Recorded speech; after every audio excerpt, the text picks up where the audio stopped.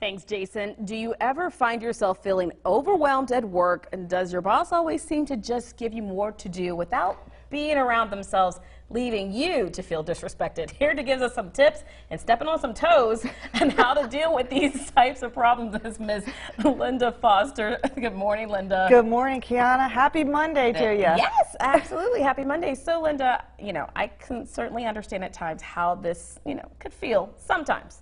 If my boss is watching, but I understand there are questions that we usually ask ourselves and ones that we should be asking. Can you explain that? Absolutely. I think the most important thing to do is to focus on what you can control, not what you can't. So we all kind of walk around with this should library, and we think because we do it this way, you should do it that way. And we're constantly trying to control what other people are going to do or what they aren't going to do. And all we can do is sort of focus on ourselves, and we can focus on our response, right, rather than sort of reacting. Which sounds easier said than done. So how can we kind of take a step back and just focus on ourselves and focus on our own outcomes? I think the most important thing to do when you start feeling that rush of anxiety, right, is to sort of take a really deep breath. Be an observer for a moment. So stand back at the situation and go, what advice would I give somebody else that was in this situation right now?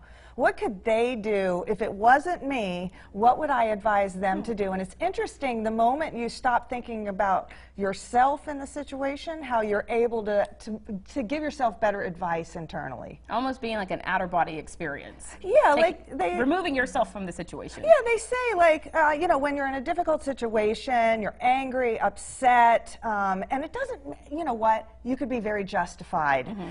But you cannot change them. You have to start with yourself. So they say, act like you're looking at a play and you're on a balcony and you're standing at the balcony sort of looking down going, what would I do if that wasn't me on that stage right now? And so what if you find yourself just getting stuck? You've tried this and you're just stuck.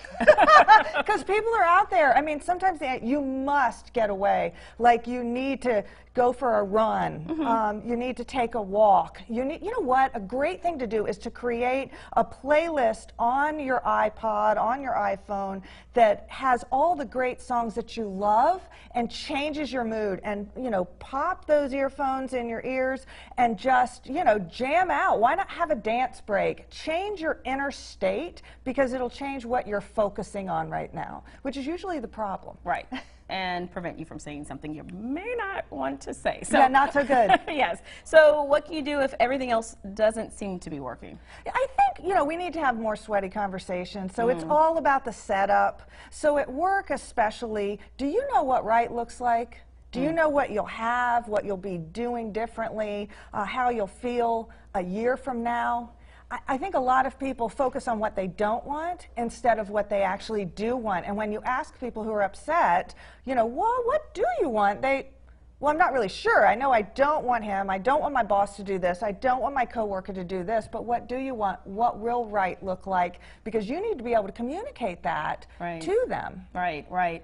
Well, some great advice and tips, and we should all try to apply it. Apparently, I need to get some headphones at work.